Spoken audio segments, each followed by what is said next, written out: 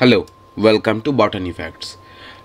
এখন বর্তমানে মোটামুটি পুরো যে অ্যাডমিশন সিস্টেমটা সেটা মোবিলাইজ হয়ে গেছে এবং 29 তারিখ থেকে ক্লাস স্টার্ট হওয়ার একটা ব্যাপার রয়েছে। ঠিক আছে, হতে পারে এটা চেঞ্জ হতে পারে, তবে মোটামুটি 29 তারিখ থেকে ক্লাস শুরু হবে। তো যারা বটানিকে মেজর হিসেবে চুজ করেছো, ঠিক আছে, আমি তাদের জন্য বিশেষভাবে এই ভিডিওটা বানাচ্ছি। আমি আরেকটা কথা বলবো সাথে, যারা মাইনর হিসেবেও বটানিকে চুজ করবে তারাও এই ভিডিওটা দেখতে পারে, তাদের জন্য এটা কাজেই লাগবে। তো আমি এই ভিডিওটা, এই সংক্রান্ত ভিডিও আমি আগেও বানিয়েছি, যে অনলাইন ক্লাস, যে ফার্স্ট সেমিস্টারের অনলাইন ক্লাস চালু হচ্ছে, তার জন্য একটা ডেমো ক্লাসের অ্যারেঞ্জমেন্ট করেছি। সেই ডেমো ক্লাসটা কিন্তু কমপ্লিটলি ফ্রি। ঠিক আছে, এখানে তোমরা যারা রিলেটেড টু বটানি তারা তোমরা জয়েন করতে পারো ফার্স্ট সেম। ঠিক আছে, এটা কবে হবে, এটা আমি ডেট দিয়েছিলাম সেপ্টেম্বর 1। এবার আমি তোমাদের বলছি যে এটা হতে পারে কোনো কারণে এটা সেপ্টেম্বর 3 এটা শিফট করতে পারে। ঠিক আছে, তবে সেপ্টেম্বর 1 আপাতত আমি এটা ডিক্লেয়ার করছি। হ্যাঁ, তোমরা গ্রুপে জয়েন হও, যদি কোনো আপডেট থাকে তো সেটা আমি গ্রুপে জানিয়ে দেবো। তো ক্যালকাটা এবং বর্ধমান এই দুটো ইউনিভার্সিটির জন্য আমি আপাতত অনার্সটা চালু করব, অনলাইন পড়ানো, মেজর সাবজেক্টটা চালু করব অনলাইন পড়ানো।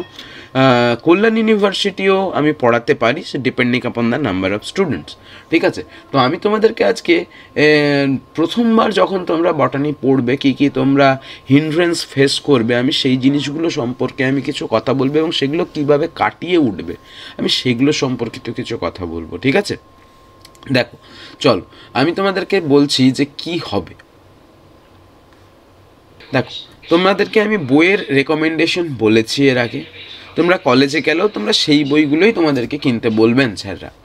তো আমি বলছি যে তোমরা বই কিনে সবার প্রথমেই কি প্রথম থেকে যেরকম আমরা এতদিন আগে 11, 12 বা তার আগে 9, 10 যেমন বইয়ের প্রথম থেকে পড়া শুরু করতাম সেরকমই পড়া শুরু করবে না। এখানে কিন্তু এরকম না, তুমি সবার প্রথমে সিলেবাসটা দেখো এবং তোমার যেটা এনইপির ফার্স্ট সেমের সিলেবাস সেটা তোমার কী রকম, যে এখানে তোমাদের যে আমাদের যে বিভিন্ন টাইপের অর্গানিজমসরা রয়েছে, ঠিক আছে, যেমন তোমাদেরকে প্ল্যান্ট গ্রুপস পড়াচ্ছে, সেখানে অ্যালগি, ব্রায়োফাইট, টেরিডোফাইট, জিমনোস্পার্ম, অ্যাঞ্জিওস্পার্মকে পড়ানো হচ্ছে, এবং ব্যাকটেরিয়া যেটা প্ল্যান্ট গ্রুপের মধ্যে নয়, মোনেরা কিংডমের মধ্যে পড়ে, ব্যাকটেরিয়াদের পড়ানো হচ্ছে, এবং সাথে ভাইরাস সম্পর্কেও একটা আইডিয়া দেওয়া হচ্ছে, অ্যাজ ওয়েল অ্যাজ তোমাদের অরিজিন অফ লাইফ দেওয়া হয়েছে। এখানে ওরা বলতে চেয়েছে যে পৃথিবীতে যখন প্রাণ সৃষ্টি হয়েছিল তখন কারা প্রথম উৎপত্তি লাভ করেছিল, তারপর থেকে কিভাবে যে বিবর্তন ইভলিউশন সেটা কেমনভাবে প্রোগ্রেস করেছে, এবং কি কি গঠনগত তার ফাংশনাল কি হয়েছে, চেঞ্জেস হয়েছে, যে প্রত্যেকটা যে এই যে অ্যালগি, ফানজাই, তোমরা টেরিডোফাইট, ব্রায়োফাইট, জিমনোস্পার্ম পড়বে, এদের মধ্যে আমরা এই চেঞ্জেসগুলোই লক্ষ্য করব, ইভলিউশনকে একটু ট্রেস করার চেষ্টা করবে। ঠিক আছে, তো প্রথম সবথেকে বড় যে বাধাটা দাঁড়াবে সেটা হচ্ছে ইংলিশ। আমি জানি হয়তো যে আমরা যেহেতু পশ্চিমবঙ্গে বাস করি, বেশিরভাগ জনই হয়তো আমরা বেঙ্গলি মিডিয়াম স্কুল থেকে পড়াশোনা করে আমরা অনার্সটা করতে ঢুকেছি। তো এবার অনার্সের তো নিয়ম আছে, তোমাকে ইংরেজিতেই পড়তে হবে। হ্যাঁ, কিছু বাইপাস করে কিছু জন, যে না আমি ইংরেজিতে পড়বো না, আমি বাংলাতে পড়বো, আমি লিখবো হয়তো কিছুটা ইংরেজি বাংলা মিক্স করে। একদম করতে যেও না, তোমাকে এটা শিখতেই হবে।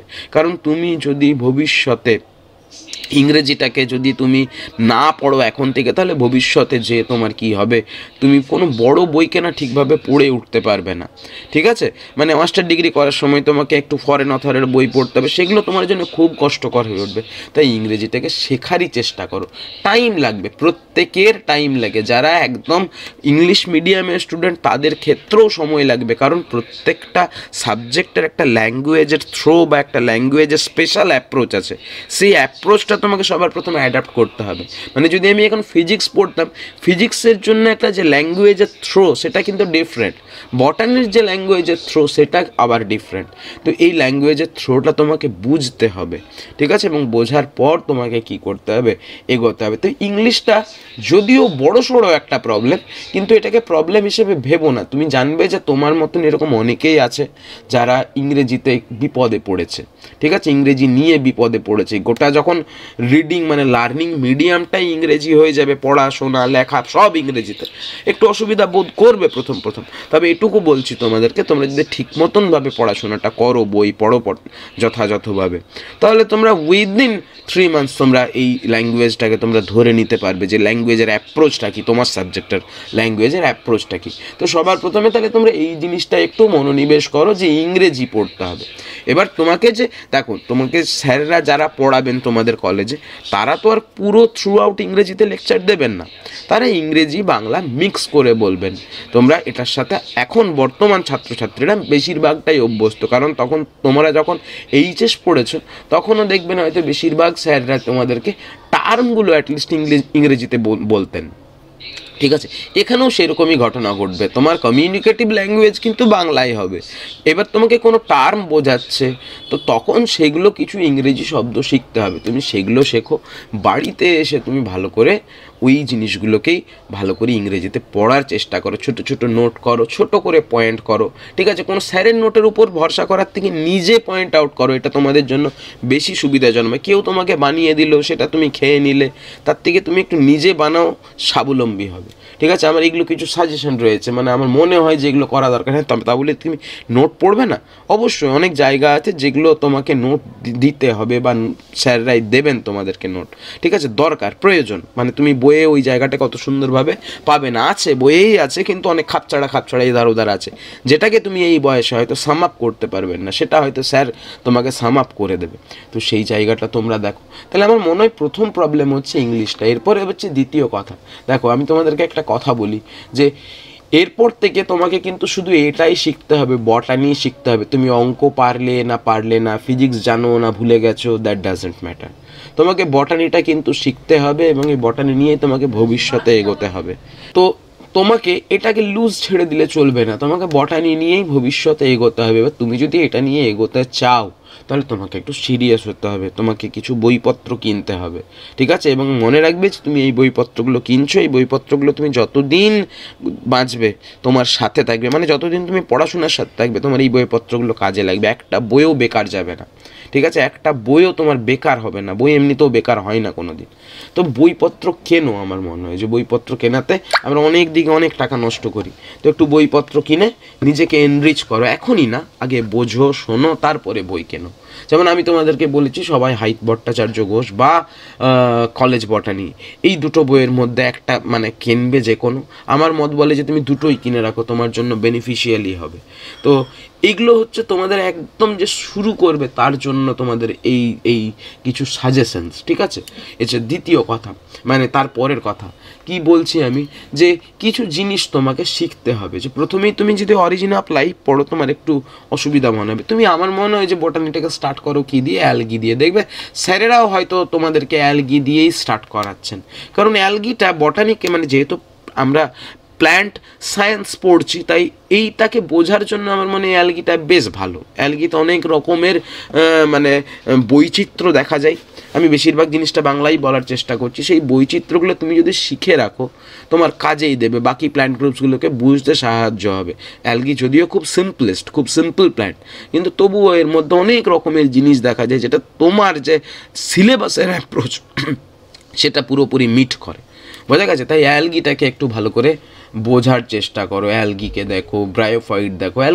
ব্রায়োফাইটের মধ্যে তোমরা ওই গতানুগতিক পার্থক্য সেটা তোমরা পড়তে বারণ করছি না, কিন্তু জিনিসটাকে উপলব্ধি করার চেষ্টা করবে যে এদের মধ্যে আসল পার্থক্যটা কোথায়, ঠিক আছে। এই জিনিসগুলো আমি তোমাদেরকে মানে পড়ার জন্য, তুমি যখন পড়বে এই জিনিসগুলোকে তোমাকে আমি স্পেশালি মাথায় আনতে বলছি। যে তুমি পড়লে একটা পড়া পড়িয়ে দিলেন কেউ, তুমি পড়ে নিলে, কিন্তু আমার বক্তব্য হচ্ছে যে তুমি অ্যালগির সাথে ব্রায়োফাইটের মিল কোথায়, অমিল, সেটা তুমি নিজে নিজে ভাবার চেষ্টা করো। আমি বলছি হয়তো বইয়ে তুমি যখন পড়বে পার্থক্য আকারে, সেখানে তুমি 10টা পয়েন্ট পাবে, কিন্তু তুমি যখন নিজে ভাববে দেখবে তুমি হয়তো 3 থেকে 4টা পয়েন্টই বের করতে পারছো। আমার বক্তব্য সেটা তুমি বের করো, ঠিক আছে। ওই 3 থেকে 4টা পয়েন্ট তুমি ওটাকে উপলব্ধি করে বের করেছো। বইয়ে তো যিনি লিখেছেন তিনি তোমার থেকে এখন মানে অনেক বেশি নলেজ, তাই তিনি হয়তো 10টা পয়েন্ট লিখেছেন। কিন্তু আমার বক্তব্য হচ্ছে তুমি এই বয়স থেকেই এই জায়গাটাই তুমি নিজেকে নিয়ে যাও যে আমি যেন এইগুলোকে কি করতে পারি, এগুলোকে রিলেট করতে পারি। ঠিক আছে, মানে তোমাকে বক্তব্য হচ্ছে তুমি বড় হলে বুঝবে, এখন প্রথমই তোমাকে এটা আমি বলতেও চাইছি না, যে তোমাকে ইভলিউশন বুঝতে হবে, যে কে কার থেকে উন্নত, কেন উন্নত, কি কাজ করে, এই জিনিসগুলো তোমাকে বুঝতে হবে। তবে যেই তুমি প্ল্যান্ট গ্রুপ মানে এই যে algae, fungi, bryophyte, pteridophyte, gymnosperm, angiosperm আছে, এদেরকে তুমি তবেই বুঝতে পারবে, প্রকৃতভাবে বুঝতে পারবে। তবে তুমি এখন এই বয়সে এই যে পুরোটা বুঝতে পারবে এরকমও নয় ব্যাপারটা, আস্তে আস্তে, ইট উইল টেক টাইম। ঠিক আছে, তোমার সময় লাগবে, সময় আস্তে আস্তে দিয়ে তুমি এই জিনিসটাকে কুক করবে। হ্যাঁ, তো এটা হচ্ছে তোমার প্রথম যে জিনিসগুলো কেমনভাবে পড়বে আমি তার কিছু কথা বললাম। ইংরেজি তোমাকে শিখতেই হবে, এটাকে তুমি অ্যাভয়েড করলে পারবে না। ঠিক আছে, তুমি হাইত ভট্টাচার্য গাঙ্গুলি মানে হাইত ভট্টাচার্য ঘোষ খুলবে বা কলেজ বটনি খুলবে, তুমি অ্যালগির যে জেনারেল সেটাকে প্রথমে পড়ো। ঠিক আছে, এখন তোমাদের সিলেবাসও ওইভাবে মেনশন করা আছে থ্যালাস অর্গানাইজেশন, শুনে বেশ ভয় মানে ভীতি লাগে, ব্যাপারটা আর কিছু না। এটা মনে রাখার জিনিস যে বিভিন্ন ধরনের যে থ্যালাসগুলো রয়েছে তারা কি কি নাম তাদের, তারা কেমনভাবে গঠিত হয়েছে, এসব জিনিস করার আগে তুমি আমার মনে হয় যে একবার সেল ডিভিশনটা, ঠিক আছে, তুমি যখন 11-এ পড়েছিলে সেল ডিভিশন, ক্লাস 10-এও একবার পড়েছিলে, 11-এ একটু বেটার ওয়েতে পড়েছিলে, সেল ডিভিশনটা ভালো করে পড়ো। ঠিক আছে, এটা তোমার খুব কাজের জিনিস। প্লয়েডি সম্পর্কে ভালো করে পড়ো, তোমার এটাও খুব কাজের জিনিস। সেল ডিভিশন পড়ো, প্লয়েডি পড়ো। ঠিক আছে, আমি সেক্সুয়াল রিপ্রোডাকশনের একটা ভিডিও দিয়েছি, এটা জানা দরকার। ঠিক আছে, মাইটোসিস, মিওসিস, সেল ডিভিশনটাকে ভালো করে পড়ো। আমি তোমাদের জন্য একটা এমনিতেই একটা সিরিজ বানাবো যেখানে ছোট ছোট বেসিক কনসেপ্টের ভিডিও থাকবে। ঠিক আছে, বেশি নয়, খুব কম সময়ের করে একটা বেসিক কনসেপ্টের যে প্রথম যে যে সব টার্মগুলোতে তোমার অসুবিধায় ফেলতে পারে যে টার্মগুলো, সেই টার্মগুলোকে আমি ডিকোড করার চেষ্টা করব। ঠিক আছে, তো সেল ডিভিশন পড়ো, প্লয়েডি পড়ো, কাকে হ্যাপ্লয়েড বলে, কাকে ডিপ্লয়েড বলে, জিনোম কি জিনিস, হ্যাপ্লয়েড হওয়ার জন্য কতগুলো ক্রোমোজোম থাকবে, ডিপ্লয়েড হতে গেলে তার কী ক্রাইটেরিয়া। ঠিক আছে, এই জিনিসগুলো একটু ভালো করে জানো। বোঝা গেছে, স্পোর সম্পর্কে একটু আইডিয়া নাও। ঠিক আছে, একটু তুমি বোঝো যে স্পোর কেমনভাবে তৈরি হয়, এগুলো হচ্ছে একদম বেসিক জিনিস।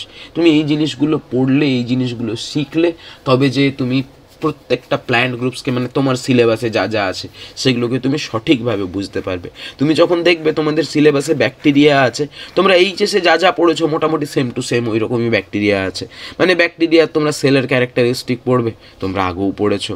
ঠিক আছে, তো হঠাৎ করে তোমরা ব্যাকটেরিয়ার কনজুগেশন, ট্রান্সডাকশন, ট্রান্সফরমেশন পড়বে, যেটাও তোমরা 11-এ পড়েছো, হয়তো একটু হায়ার অ্যাপ্রোচে পড়া উচিত আমার মনে হয়। তো তুমি ওইটা দিয়ে না প্ল্যান্ট গ্রুপসকে বুঝতে পারবে না। প্ল্যান্ট গ্রুপসকে বোঝার জন্য তোমাকে অ্যালগি, ব্রায়োফাইট, টেরিডোফাইট, জিমনোস্পার্ম, অ্যাঞ্জিওস্পার্মকেই পড়তে হবে। ঠিক আছে, তুমি ওটা দিয়েই স্টার্ট করবে, তুমি ব্যাকটেরিয়া দিয়ে মোটেও স্টার্ট করতে যাবে না।